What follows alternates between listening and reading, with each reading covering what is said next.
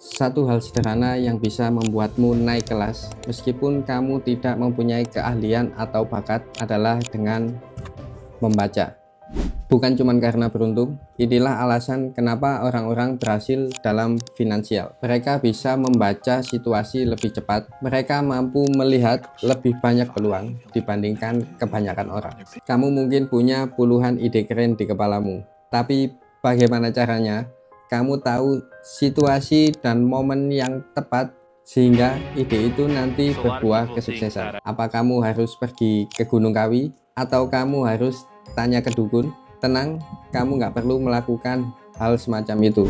Sebenarnya yang kamu perlukan hanyalah otak bawah sadar yang lebih peka dan sensitif. Kenapa? Karena kamu akan bisa mengambil keputusan yang jauh lebih presisi untuk memprediksi kemungkinan yang akan terjadi ke depannya. Saya mengalaminya di tahun 2017 lalu.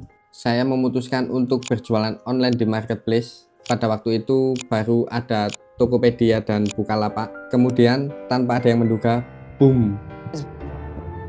Americans' unemployment claims nearly 3. Proportionate number are black. It's called systemic racism.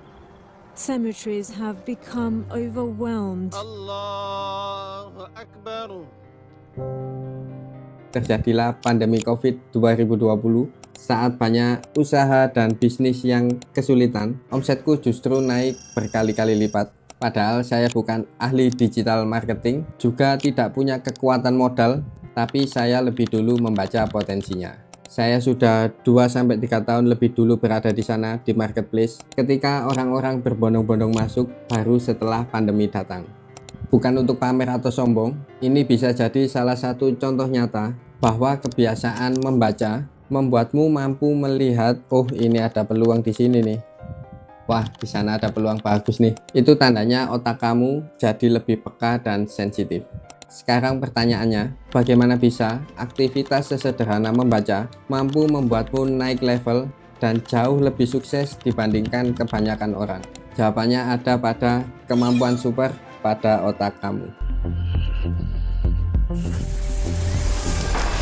Saat membaca, otak melakukan semacam senam asal yang mengaktifkan berbagai wilayah atau bagian pada otak itu sendiri secara simultan. Ibaratnya jika otak kamu adalah satu grup band musik dengan satu set alat musik yang lengkap, jika kamu melihat teks atau gambar, yang terjadi di dalam otak kamu hanyalah seperti mendengarkan seorang pemain gitar tunggal. Bunyinya merdu, tapi hanya satu instrumen yang dimainkan di satu sisi sudut panggung saja. Sangat berbeda jika kamu sedang membaca buku. Yang terjadi di dalam otak kamu seperti seluruh anggota grup band yang bermain bersamaan dengan serasi dan harmonis.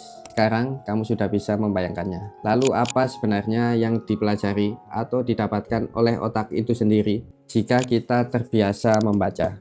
Saya menyebutnya sebagai sistem navigasi kognitif, karena kamu akan mendapat 4 kemampuan bawah sadar yang membuatmu bisa mengambil keputusan dan menentukan arah lebih akurat. Kamu seperti punya pemandu atau sistem GPS sendiri di dalam otak.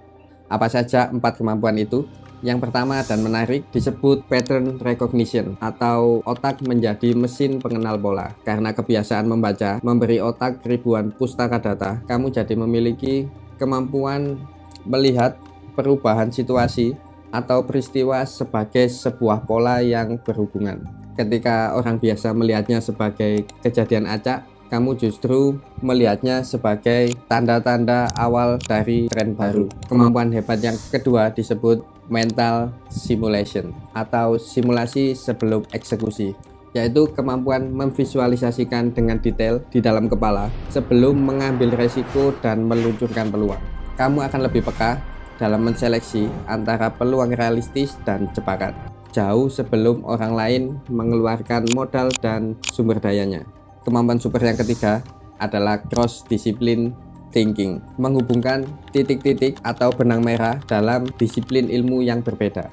Untuk yang ketiga ini, saya akan langsung memberikan contohnya ya. Seseorang yang membaca buku psikologi perilaku sekaligus teknologi kecerdasan buatan akan lebih cepat menyadari peluang aplikasi atau layanan baru yang dibutuhkan oleh pasar. dibandingkan seorang teknisi murni yang hanya sering membaca manual teknis saja. Kemudian yang keempat dan terakhir, tidak kalah penting, saya menyebutnya dengan signal atau kedalaman konteks, yaitu kemampuan melihat akar masalah dan fondasi dasar yang biasanya disebut dengan first principle thinking, sehingga kamu dapat memprediksi peluang mana yang memiliki nilai jangka panjang atau yang sustainable. Kamu tidak akan mudah tergiur oleh hype sesaat yang beresiko tinggi.